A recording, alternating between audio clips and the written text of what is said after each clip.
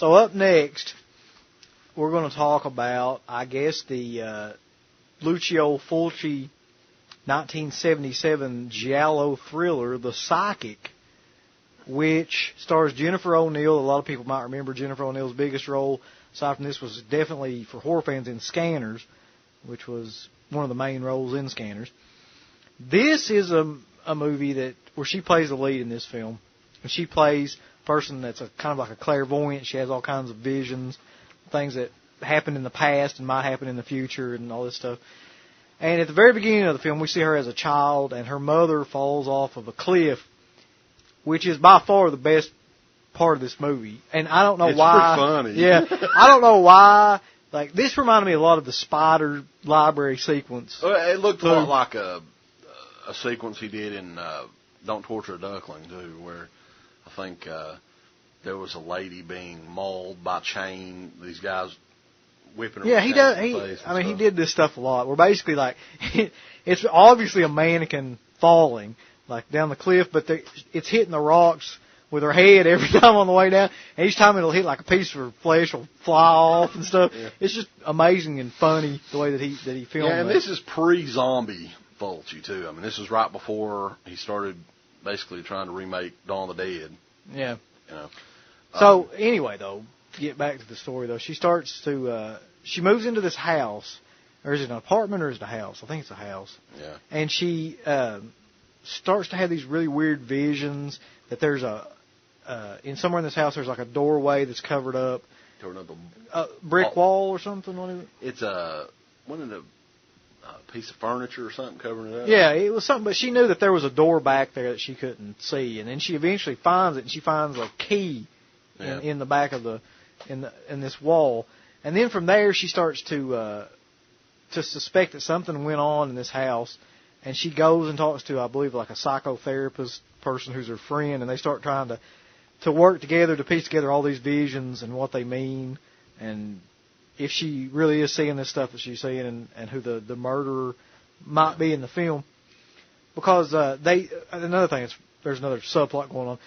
There's a murder, and they pick up her husband, right? They think that he's the murderer, and like one of the things that she's supposed to be doing is trying to be proving that all these visions, all these visions lead up to the fact that somebody else killed the person that they suspect him of killing. Yeah, it's a straight-out giallo film, and I'm thinking there's even, like, ST3 bill like this, there's even a guy with black gloves. Yeah, there is. So, there you go. It's automatic. You'll love it. But I, for one, I don't know. I mean, I like parts of this movie.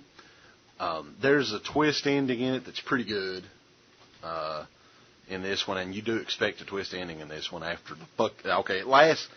The movie is very slow. It lasts 97 minutes. Feels like you're there for at least 2 hours. It's a slowly paced film, but like there are a lot of things I like about it. I like the music in it. And originally it was titled Seven Notes in Black, which I like that name a lot better than The Psychic. Mm-hmm. The Psychic's just a generic name, it seems like. But the main theme is actually 7 notes, which I thought was pretty cool. Yep. And that makes the name even cooler. And it's a very cool visual movie. There's a lot of, the close eye shots, which Fulci was known for in a lot of his films, and just a lot of good location shots and stuff like that. And it felt like a cool giallo movie. It was a good giallo movie, but I'm not a huge fan of giallo movies, for one thing. I mean, the only ones that I really, really liked were the Argento ones.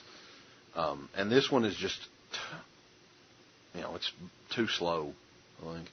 Yeah, the biggest problem I had with this movie, it is actually not a bad movie, but it's just, there's a lot of story to this movie. And Fulci was not ever, to my knowledge, that great with stories. Yeah, I think there's a lot of little holes, too, that haven't been filled. Because Fulci's movies always lacked plot, and they were much more visual, and it was, just a bunch of series of nightmare sequences put together.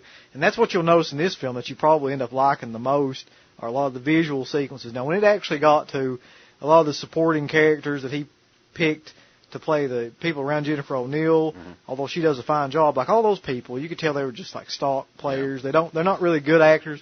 And he, honestly to God, does not know how to make a straight, plot-driven film. I just don't think he does. No, I mean, he's mainly a visual guy, and I think Argento really is too, but his visuals are just amazing when it comes to these sort of movies.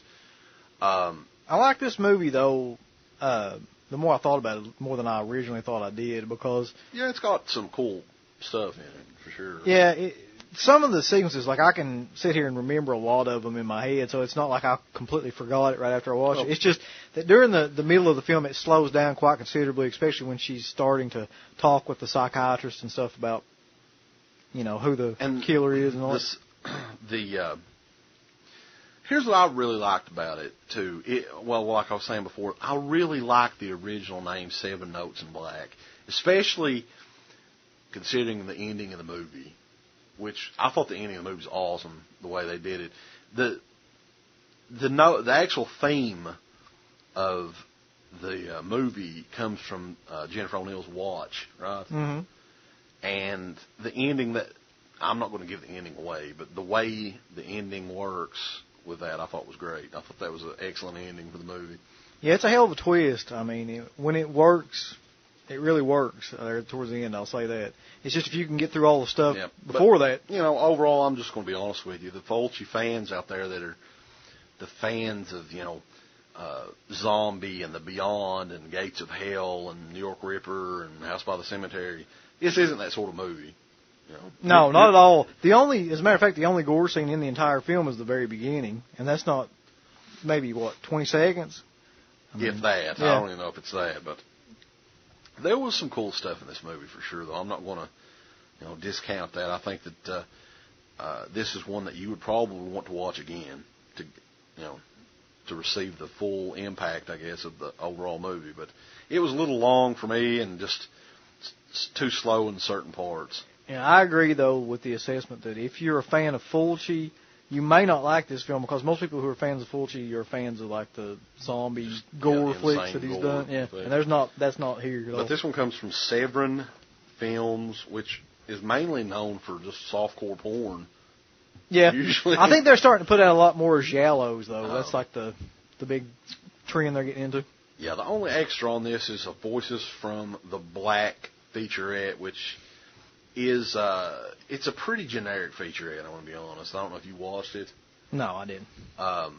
Where they just show scenes from the movie, and they call these people on the phone and record the phone call, and that's all it is. Wow, that sucks. So, Scardano Sacchetti and costume designer Massimo Lentini, along with editor Bruno Micheli.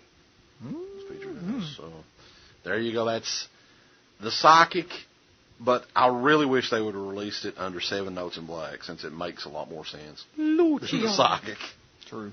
So, Lucio.